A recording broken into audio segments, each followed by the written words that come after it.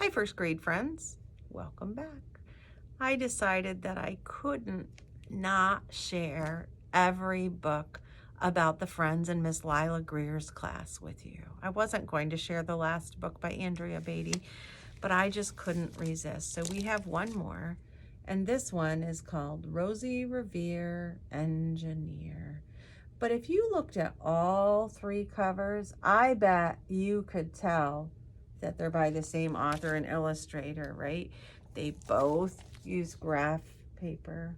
They both use the same kind of writing or font, and the characters are similar. Rosie Revere, Engineer.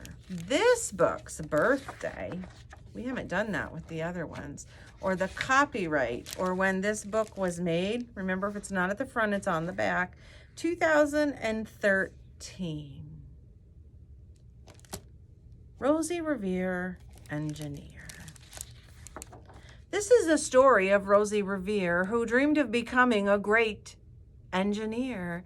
In Lila Green's classroom at Blue River Creek, young Rosie sat shyly, not daring to speak. And I'm looking to see, do you see Iggy? Do you see Sophia? Do you see Ada Twist? I see them all. There we go. Can you see them all? That must be an awesome class of friends. But when no one saw her, she peeked in the trash for treasures to add to her engineer's stash. And late at night, Rosie rolled up her sleeves and built her hideaway under the eaves. So there's Rosie Revere.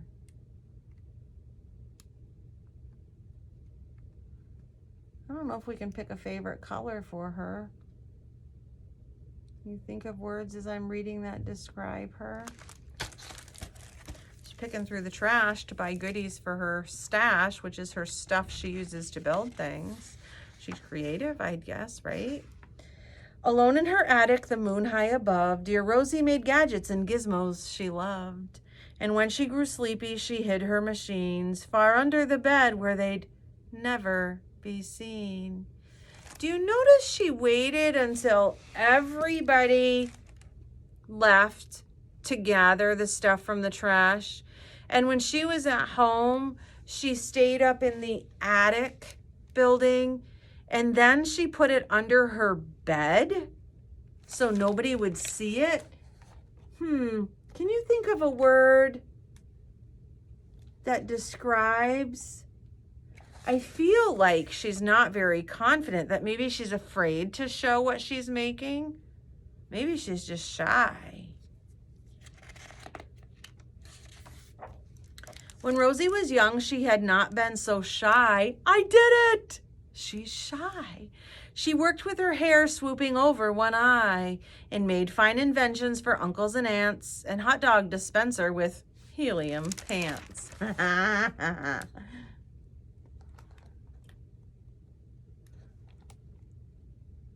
So for her family, when she was littler, she wasn't shy. So she's not very confident right now. The uncle she loved most was zookeeper Fred. She made him a hat to keep snakes off his head. From parts of a fan and some cheddar cheese spray, which everyone knows keeps pythons away. Okay, I don't love snakes, but I don't mind the design of that one. Take a look at Uncle Fred's. Can I see there? Uncle Fred's hat to keep away the snakes. She's imaginative. And when it was finished, young Rosie was proud, but Fred slapped his knee and he chuckled out loud. He laughed till he wheezed and his eyes filled with tears, to the horror of Rosie Revere, who stood there embarrassed, perplexed and dismayed. She looked at the cheese hat and looked away. I love it, Fred hooted. Oh, truly I do. But Rosie Revere knew that could not be true. She stuck the cheese hat in the back of her shelf, and after that day kept her dreams to herself. Oh dear, do you think Uncle Fred meant to laugh? So now we know that she's not very confident because she doesn't feel like Uncle Fred liked her invention. And that's how it went until one autumn day. Her oldest relation showed up for a stay. Her great-great Aunt Rose was a true dynamo. She'd been working building airplanes a long time ago. She told Rosie tales of the things she had done and goals she had checked off her list one by one. She gave a sad smile as she looked to the sky. The only thrill left in the list is to fly. But time never lingers as long as it seems. I'll chalk that one up to an old lady's dream.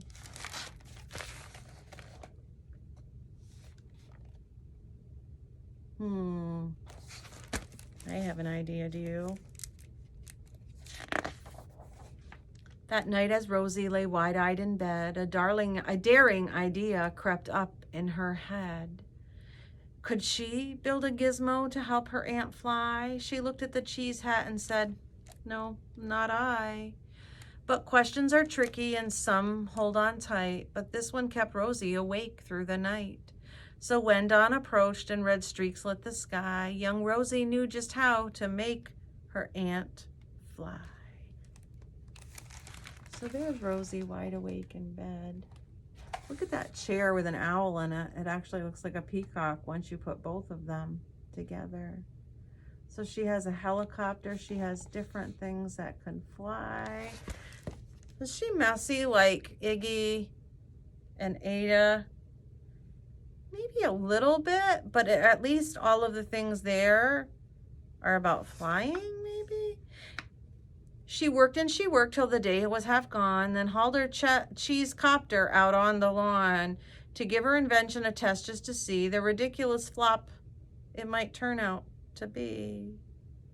Now, my friends at school noticed that in the images of all of the books, the Sphinx was in the background, which then we had a conversation about them all being in the same class, so they must be neighbors.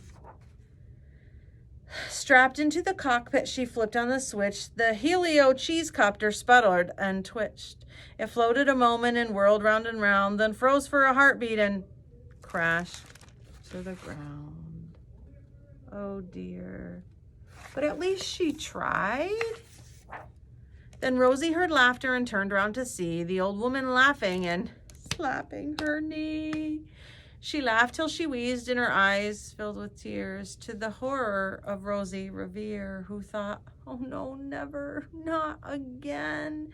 Will I try to build something to sputter or spin, or build with a lever, a switch, or a gear, and never will I be a great engineer." It happened again. Why do you think they keep laughing? She turned round to leave, but then great-great Aunt Rose grabbed hold of young Rosie and pulled her in close.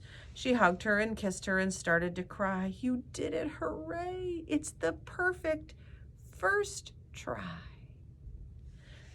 The great flop is over, it's time for the next." Young Rosie was baffled, embarrassed, perplexed. "I failed," said dear Rosie. "It's just made of trash." "Didn't you see it? The cheese copter crashed." "Yes," said Great Aunt, "it crashed, that is true. But first it did what it needed to do. Before it crashed, Rosie, before that, it flew." So, have you ever heard somebody say, if at first you don't succeed, try again? Maybe she should just try again. Your brilliant first flop was a raging success. Come on, let's get busy and on to the next. She handed a notebook to Rosie Revere, who smiled at her aunt as it all became clear. Life might have its failures, but this was not it. The only true failure can come if you quit. Don't quit. Keep trying. Find out what works. They worked till the sun sneaked away to its bed. Aunt Rose tied her headscarf around Rosie's head and sent her to sleep with a smile ear to ear, to dream the bold dreams of a great engineer. You see what it says on the seat? We can do it.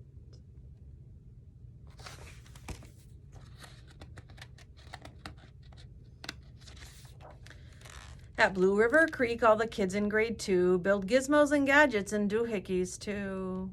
With each perfect failure, they all stand and cheer, but none quite as proudly as Rosie Revere.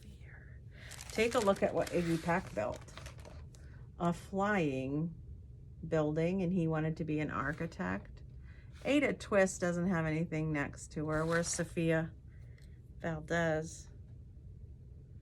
She might be, oh, she's over here. Looks like she's proud and congratulating somebody.